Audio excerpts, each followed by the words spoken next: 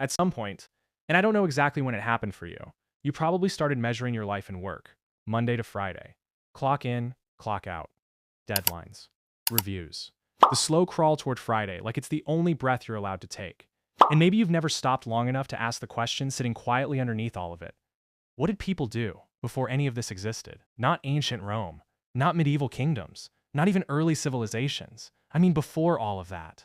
Before ownership, before bosses, before someone first looked at another human and said, "Your time belongs to me now." Because the average human today will spend around 90,000 hours working in their lifetime. 90,000 hours. That's more than a decade of life. Gone. And what's strange is this. If you zoom out across human history, that entire structure of work, as we know it, is incredibly new. For 99% of human history, humans did not live like this. They didn't clock in. They didn't commute. They didn't measure their worth in productivity. So what did they actually do all day? For a long time, we assumed the answer was simple: survive. But when researchers actually started living with and studying hunter-gatherer societies, something unexpected appeared. In the 1960s, anthropologist Richard Lee studied the Jew/Honsi people of the Kalahari, and he expected exhaustion, constant struggle, endless survival pressure. Instead, he found something very different. They worked around 15 to 20 hours a week to meet their food needs. 15 to 20 hours. Not per day, per week. The rest of the time wasn't filled with constant labor. It was filled with life. They talked. They rested. They laughed. They told stories that had no deadline. They made music. They simply existed together without rushing toward anything. There was no separation between work life and real life. There was just life. And physically, they were often healthier than early farmers who came later. Hunter-gatherer skeletons show stronger bodies, better teeth, and fewer signs of repetitive strain, because their movement was varied, natural, not locked into a single repetitive task for years. Then agriculture arrived, and at first, it looked like progress. More food, stable settlements, predictability. But something shifted. Farming required constant labor, planting, weeding, harvesting, storing, protecting. And more food meant more people. More people meant more labor. And slowly, life stopped being flexible. It became structured, controlled, organized. And for the first time, humans began living inside systems where their survival depended on hierarchy. There were farmers, then rulers, then taxes, then property, then, eventually, jobs. But before that, something very different existed.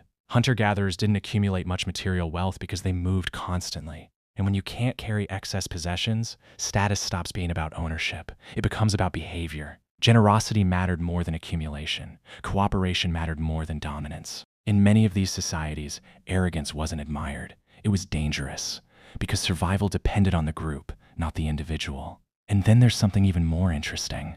Hunting and gathering wasn't just survival. It was a form of deep mental immersion. Tracking animals across landscapes required total attention. Reading footprints, wind direction, broken branches, subtle changes in the environment. It wasn't repetitive. It was intense awareness, a kind of flow state most modern humans rarely experience. Compare that to modern life. Emails, meetings, notifications, screens, repetition, and something in us quietly feels the difference. There's another thing too. We often think ancient humans must have been bored. But boredom, at least the way we experience it today, might not have existed in the same way. Because stillness wasn't empty. It was shared. Firelight. Stories. Music. Silence that didn't feel like absence, but presence. Even sleep was different. Many groups practiced a biphasic sleep pattern, 2 sleep phases with a quiet, wakeful period in between.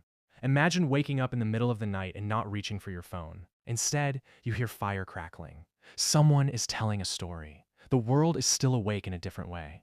Then, around 10,000 years ago, everything changed. Agriculture began, and it wasn't a simple upgrade. It was a trade. More food, yes, but also more labor. More stability, yes, but also less freedom. Because now land had to be maintained, and once land is owned, it has to be defended. Once it is defended, it creates hierarchy, and hierarchy creates something new. People who control time, and people whose time is controlled. Hunter-gatherers likely avoided many of the diseases that came later too, because they didn't live in dense settlements with animals in close proximity.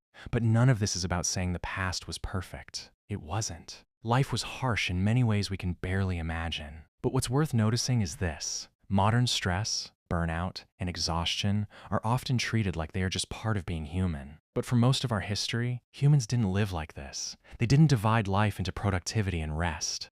They didn't measure existence in output. They just lived.